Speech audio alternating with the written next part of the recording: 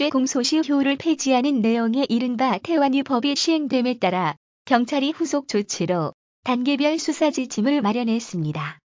발생한 지 5년이 넘은 살인사건은 지방경찰청의 미제사건 전담팀이 넘겨받아 수사한다고 합니다. 5년 더 수사하다 해결의 실마리를 찾지 못하면 외부 전문가 등으로 구성된 위원회에서 수사 중지 여부를 심의합니다. 경찰청은 이 같은 내용의 장기 미제사건 수사체제 정비 계획을 수립, 일선경찰서에 내려보낼 계획이라고 23일 밝혔으며 경찰은 우선 지방청별로 비직제로 돼 있는 장기 미제사건 전담수사팀을 정식으로 편성하고 형사과 강력계 산하에 두기로 했습니다. 미제전담팀에는 강력범죄 수사 경험이 많을 뿐 아니라 전담팀에 오래 근무할 수 있는 형사들을 배치합니다. 특히 경찰이 이번에 수립한 살인사건 수사 지침은 사건 발생 후 기간에 따라 크게 4단계로 나뉩니다.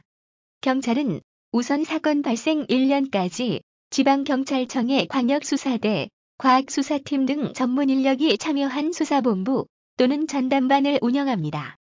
또 지방경찰청의 미제전담팀은 2단계에서 사건의 분석 연구, 수사계획 수립, 수사지침 제시 등의 업무를 하는 분석연구관으로 활동합니다. 초기에 전문 수사 인력을 집중 투입, 범인을 조기에 검거해 미제 사건을 아예 만들지 않겠다는 취지라고 합니다. 실제 살인사건의 95% 이상이 발생 1년 안에 해결되는데 범인 검거율을 100%에 가깝게 하겠다는 뜻입니다.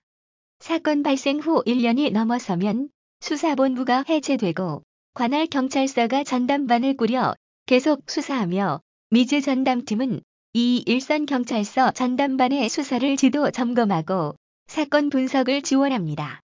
사건 발생 후 5년이 지나면 미제 전담팀이 아예 관할 경찰서의 사건 기록과 증거물을 넘겨받아 추가로 5년 더 수사를 이어간다고 합니다. 사건 해결이 어려우면 퇴직수사관, 법의학자 등 전문가가 참여하는 장기 미제 살인사건 지정심사위원회가 추가 수사 여부를 심의합니다. 심사위원회는 발생한 지 10년이 넘은 살인사건의 유력한 단서나 증거가 더 발견되지 않아 앞으로도 사건 해결이 어려울 것으로 판단하면 장기 미제 살인사건으로 지정합니다.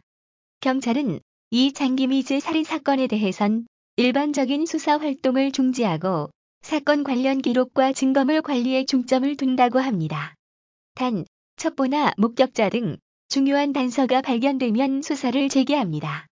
이번 수사 지침은 태완유법이 적용되는 2000년 8월 1일 오전 0시 이후 발생한 살인사건을 대상으로 하며 경찰청 관계자는 과거 발생한 살인사건도 이 지침에 따라 추가 수사할 사건과 기록, 증거물 관리에 중점을 둘 사건으로 분류해 수사를 이어나갈 계획이라고 말했습니다.